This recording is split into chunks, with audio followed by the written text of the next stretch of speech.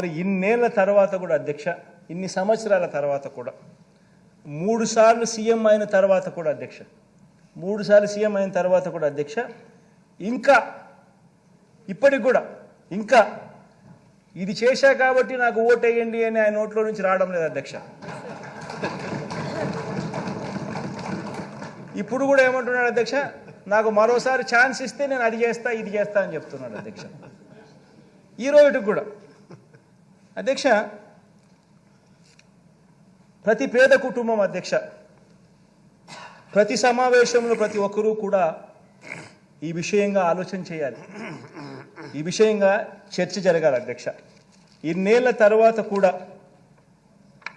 తర్వాత కూడా చంద్రబాబు గారి పేరు చెబితే ఇన్ని సంవత్సరాల తర్వాత 3 సార్లు ముఖ్యమంత్రి, 14 ఏళ్ళు ముఖ్యమంత్రిగా పరిపాలన చేశాడు. ఇంతకుముందు నేను చెప్పినట్టుగా 75 ఏళ్ళ వయసు, 45 ఏళ్ళ రాజకీయ జీవితం, 30 ఏళ్ల కిందట నేను ముఖ్యమంత్రి అయినాడు. ఇన్ని సంవత్సరాల తర్వాత ఈ రోజుకి కూడా చంద్రబాబు పేరు చెబితే గుర్తుకొచ్చే కనీసం ఒక్క స్కీమ్ అయినా ఉందా అని చెప్పి ప్రతి ఒక్కరూ ఆలోచన చేయాలి. ఆయన పేరు చెప్తే అధ్యక్ష, ఆయన పేరు చెప్తే ఈ రోజుకి కూడా గుర్తుకొచ్చే ఒక్క స్కీము లేదు. కానీ ఆయన పేరు చెబితే మాత్రం ఇవాళటికి కూడా గుర్తుకొచ్చేది, ఇవాళటికి కూడా అధ్యక్ష, ఎన్టీ రామారావును వెన్నుపోటు ఎవడు పొడిచాడు అని అంటే గుర్తుకొచ్చే పేరు ఫస్ట్ చంద్రబాబు నాయుడు. ప్రజలను ఎవరు వెన్నుపోటు పొడిచారంటే గుర్తుకొచ్చే పేరు చంద్రబాబు నాయుడు. అక్క చెల్లెమ్మలను ఎవరు వెన్నుపోటు పొడిచారంటే గుర్తుకొచ్చే చంద్రబాబు నాయుడు. 2000 రూపాయల నిరుద్యోగ భృతి తర్వాత ఇవ్వకోకుండా ఎగరగొట్టింది ఎవరంటే ఇప్పటికీ చంద్రబాబు. బ్యాంకుల్లో పెట్టిన బంగారం రైతులకు ఇప్పిస్తానని చెప్పింది ఎగరగొట్టింది ఎవరంటే చంద్రబాబు. రైతులకు రుణమాఫీ అని చెప్పి ఎగరగొట్టింది ఎవరంటే ఇప్పటికీ చంద్రబాబు. గుర్తుకొచ్చేటివి అధ్యక్ష ఇవన్నీ, నేను చెప్పేటివన్నీ కూడా అధ్యక్ష. అధ్యక్ష, బాబు పేరు చెప్తే అధ్యక్ష గుర్తుకొచ్చే స్కీమ్ ఒకటంటే ఒకటైనా ఉందా అని అడుగుతా ఉన్నా. ప్రతి కుటుంబంలోనూ ఈ చర్చ జరగాలి అధ్యక్ష. అధ్యక్ష, చంద్రబాబు అధ్యక్ష, మీ సామాజిక వర్గాలకు చేసిన మేలు ఏమన్నా ఉందా అని కూడా ప్రతి సామాజిక వర్గంలో కూడా చర్చ జరగాలి అధ్యక్ష. ఎందుకంటే ప్రతి సామాజిక వర్గాన్ని మోసం చేశాడు.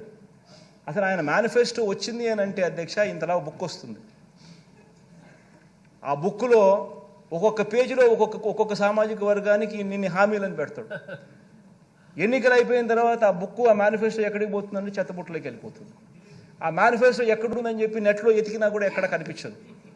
కనీసం నెట్లో కూడా దాన్ని కనపడకుండా చేసేస్తారు. ఏ సామాజిక వర్గానికి కూడా తను చేసింది ఏమిటి అని అంటే కూడా కనీసం చెప్పుకునేదానికి ఏమీ లేని అధ్వానమైన పరిస్థితిలో ఆయన పాలన సాగింది. ప్రతి ఇంట్లో ఈ చర్చ జరగాలి అధ్యక్ష.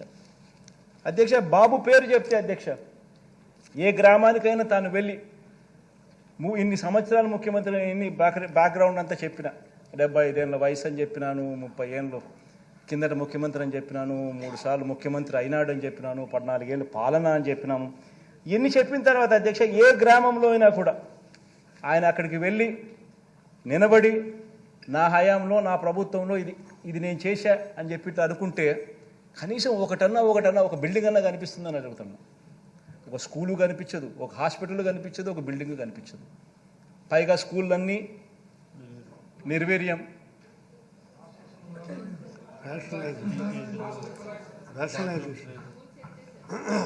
మే స్కూళ్ళల్లో పరిస్థితికి నేను చెప్పాల్సిన పనులు చంద్రబాబు నాయుడు హయాంలో ఏ మాదిరిగా ఉన్నాయో ఆ రకంగా కనిపించే పరిస్థితి అధ్యక్ష. ఎందుకంటే అధ్యక్ష ఇప్పుడు కూడా అధ్యక్ష ఈ మనిషి గురించి ఎందుకు ఇంతగా నేను చెప్పాల్సి వచ్చిందంటే ఇప్పుడు కూడా అధ్యక్ష మరోసారి అలాంటి అబద్ధాలు, మరోసారి అలాంటి మోసాలతో మళ్ళీ మరో మేనిఫెస్టో అని చెప్పి ఆయన ముందుకు వస్తూ ఉన్నాడు అధ్యక్ష. ఈ మనిషిని నమ్మడం అంటే ఏమిటంటే అధ్యక్ష, బంగారు కడియం బహుమతిగా ఇస్తానని ఊబులోకి దింపి మనుషులను తినేసే కథలో పులి మాదిరిగా కొత్త ఎర్రలతో ఈ పెద్ద మనిషి బయలుదేరాడు అధ్యక్ష. ఈ మనిషిని నమ్మితే ఆ పులి కథే గుర్తుకొస్తుంది. మొన్న 4 రోజుల కింద నేను ఒక అన్నని అడిగితే ఏమి మద్యపాన నిషేధం అమ్మా, ఇప్పుడు సర్కారే మద్యం అమ్ముతుంది, అది కూడా సర్కారు ఏది అమ్ముతే అదే కొనాలి అన్నాడు. అదేంటన్నా అంటే ఇప్పుడు కొనాల్సింది వేరే వేరే బ్రాండ్లు ఏం దొరకవమ్మా, ఏదో బూమ్ బూమ్ అంట, స్పెషల్ స్టేటస్ అట, ఇవే దొరుకుతాయి తల్లి అన్నాడు. ఈరోజు ప్రత్యేక హోదా తేవడం కథ ఏమో గాని స్పెషల్ స్టేటస్ అని మందుబాటలైతే వచ్చింది. జగనన్న గారి పుణ్యం.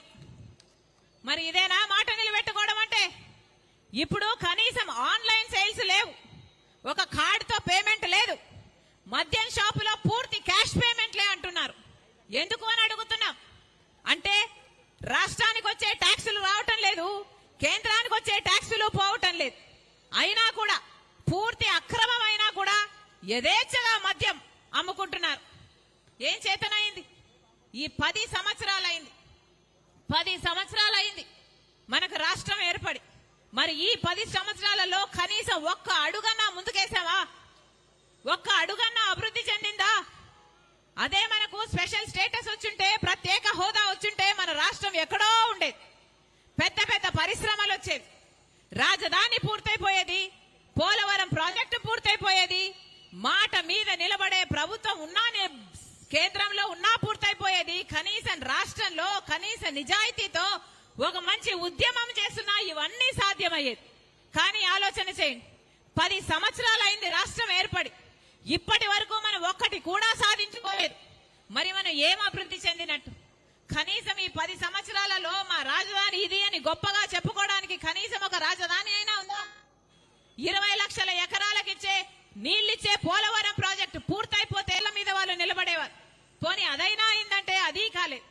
పెద్ద పెద్ద పరిశ్రమలు వస్తే మన బిడ్డలకు ఉద్యోగాలు వస్తాయి కదా అంటే ఒక్కరంటే ఒకరు, అటు చంద్రబాబు గారైనా ఇటు జగనన్న గారైనా ఒక్క నిజమైన ఉద్యమమైనా చేశారా? ఆ రోజు బీజేపీ పార్టీ చెప్పిన మాట 5 సంవత్సరాలు కాదు 10 సంవత్సరాలు ఇస్తామన్నారు. తిరుపతిలో మోడీ గారు అదే పనిగా సభ పెట్టి ఆంధ్ర రాష్ట్ర ప్రజలకు వాగ్దానం చేశాడు. 10 సంవత్సరాలు ప్రత్యేక హోదా ఇస్తామన్నారు. ఆ రోజు చంద్రబాబు గారు అన్న మాట 10 సంవత్సరాలు అయిపోదు, 15 సంవత్సరాలు కావాలి అన్నాడు.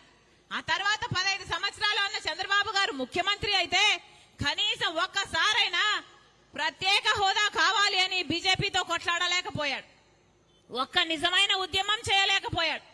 ఆ రోజుల్లో జగనన్న గారు ప్రతిపక్ష నాయకుడు. ఆ రోజుల్లో జగనన్న గారు చెప్పిన మాట నిరాహార దీక్షలు చేశాడు. ప్రత్యేక హోదా ఎందుకు ఇవ్వడం లేదు, ఎందుకు కొట్లాడడం లేదు అని నిలదీశాడు. ఆ రోజుల్లో జగనన్న గారు చెప్పిన మాట అందరం మూకుమ్మడిగా రాజీనామాలు చేద్దాం, కేంద్ర ప్రభుత్వం ప్రత్యేక హోదా ఎందుకు ఇవ్వదో చూద్దాము అన్నాడు జగనన్న గారు. మరి జగనన్న గారు ముఖ్యమంత్రి అయినాక ప్రత్యేక హోదా కోసము ఎంతమంది రాజీనామాలు చేశారు? మూకుమ్మడిగా ఎంతమంది రాజీనామాలు చేశారు? రాజీనామాలు కాదు కదా, కనీసం ఒక్కసారైనా ప్రత్యేక హోదా కావాలి అని మీరు మోడీ గారిని నిలదీయగలిగారా? ఒక్క నిజమైన ఉద్యమమైనా చేయగలిగారా? మీరా మాట మీద నిలబడేది. రాజశేఖర్ రెడ్డి గారు మాట తప్పకుండా మడమ తిప్పకుండా పరిపాలన చేశారు. మాట కోసం ప్రాణమైనా ఇచ్చేవాడు రాజశేఖర్ రెడ్డి గారు. మరి ఏమైంది? జగనన్న గారు పూర్తి మద్యపాన నిషేధం అన్నాడు, ఆ మాట నిలబెట్టుకోలేదు. ప్రత్యేక హోదా అన్నాడు, ఆ మాట నిలబెట్టుకోలేదు. మరి ఇదేనా రాజశేఖర్ రెడ్డి గారి ఆశయాలను నిలబెట్టడం అంటే? ఈరోజు మన రాష్ట్రంలో 8 లక్షల కోట్ల అప్పుల కుప్ప ఉంది. 8 లక్షల కోట్ల అప్పులు చేశాడు జగనన్న గారు. పోనీ ఇంత డబ్బు తెచ్చారే, మన రాష్ట్రంలో దేనికైనా డబ్బుందా? దేనికి డబ్బుంది?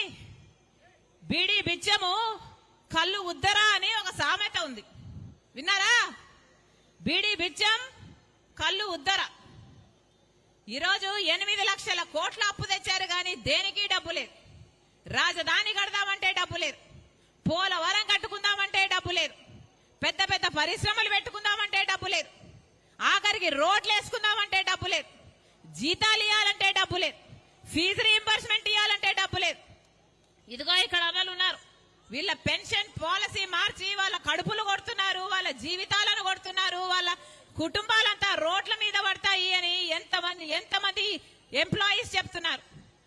సిపిఎస్ వద్దంటున్నారు, ఓపీఎస్ కావాలని అంటున్నారు.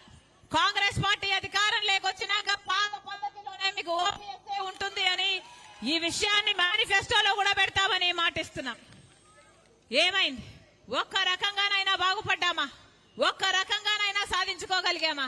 8 లక్షల కోట్ల అప్పుల కుప్ప ఈ రోజు మన రాష్ట్రం నెత్తి మీద ఉంది. దీనికి ఎవరు